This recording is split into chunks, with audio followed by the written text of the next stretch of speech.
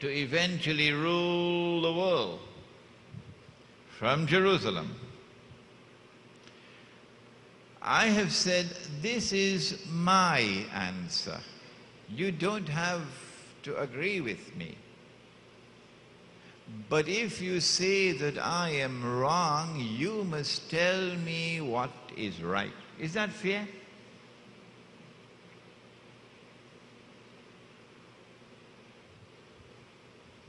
Britain became the first ruling state of the modern world after the Jewish-Christian alliance was established in Europe and modern Western civilization was born. The scientific and technological revolution commenced in Britain. And I want to commend to you, those of you who want to pursue your PhD, go and do it. In the scientific and technological revolution, study it. Study Boyle's law, study the emergence of the steam engine.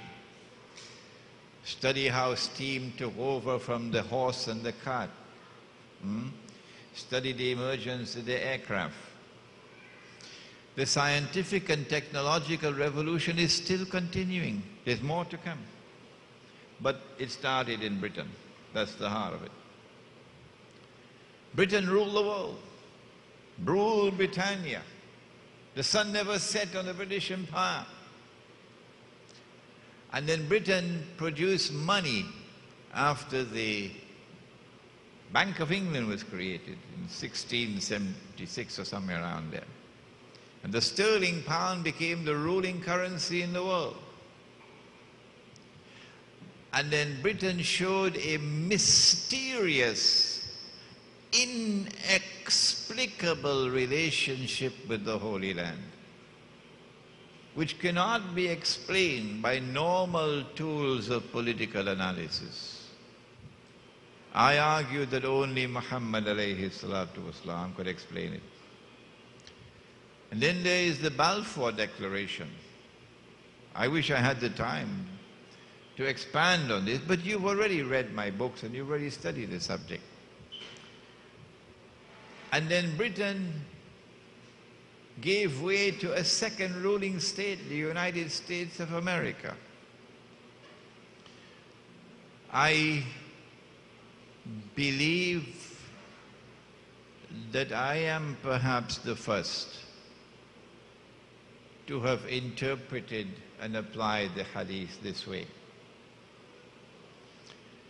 And that there are many now in the world who are agreeing with my analysis. When Dajjal, within a day like a year, having been released in that island, the island was Britain. And Britain ruled the world for a day like a year, which is the 600.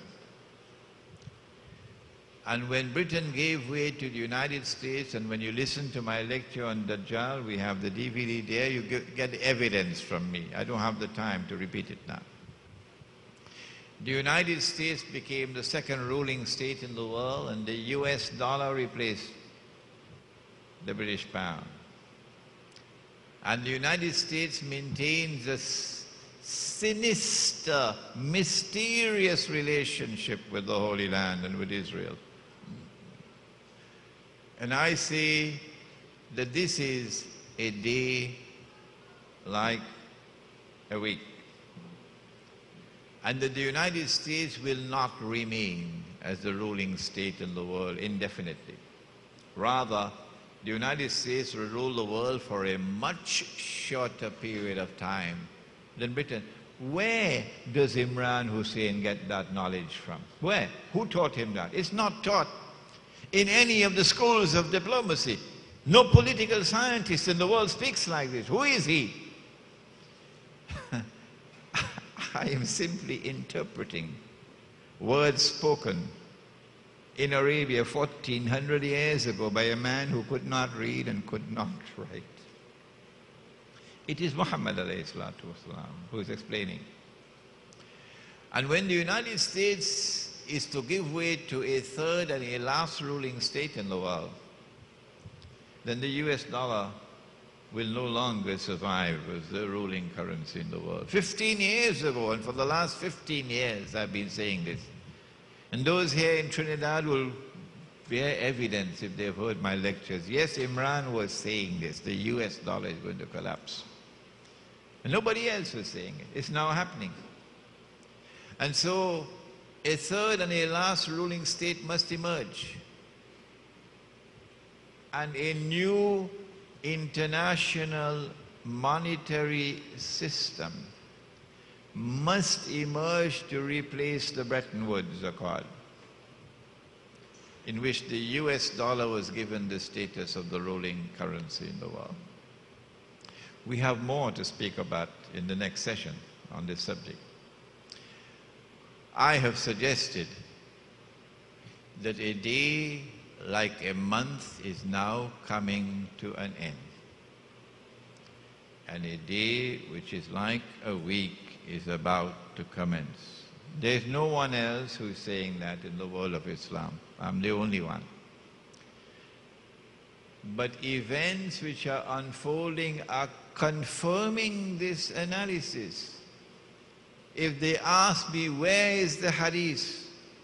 Why doesn't he quote the hadith? We didn't see in the hadith that Britain is the ruling state and that is stage one. I have to say to them, well, just wait and see.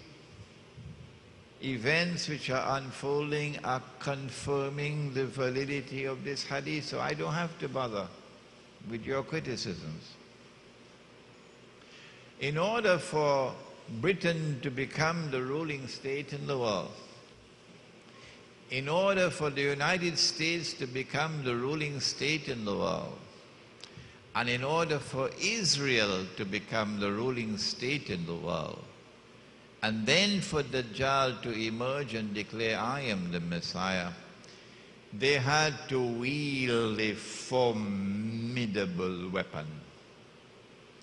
A terrible weapon they had to wield to achieve this. And that weapon is riba. It is not by accident that the very last revelation to come down in the Quran came down after the farewell pilgrimage, after the farewell sermon. Allah sent down, Al-Yawm Akmaltu lakum deenakum wa atmamtu alaykum ni'mati wa raditu lakum al-Islam deena. This day have I completed my favor unto you. This day have I perfected your religion for you. And then they returned to Medina. And on the authority of Abdullah ibn Abbas, radiyallahu ta'ala anhuma, in the hadith recorded in Sahih Bukhari, the last revelation to come down was a revelation on riba in Surah Al-Baqarah. And in that revelation, Allah subhanahu wa ta'ala declared war. If you do not give up what remains of your demand for riba, فَإِن لَّمْ تَفْعَلُوا فَأَذَنُوا بِحَرْبٍ مِّنَ اللَّهِ وَرَسُولِهِ, then take notice of a declaration of war from Allah and His Messenger. In the next session, it's going to be interesting for you. Why has Allah prohibited riba? What is riba? And how has riba been used as a weapon in order to enslave mankind, to produce the slave woman? Not only has Allah subhanahu wa ta'ala chosen riba as the last revelation in the Quran, and that is not by accident.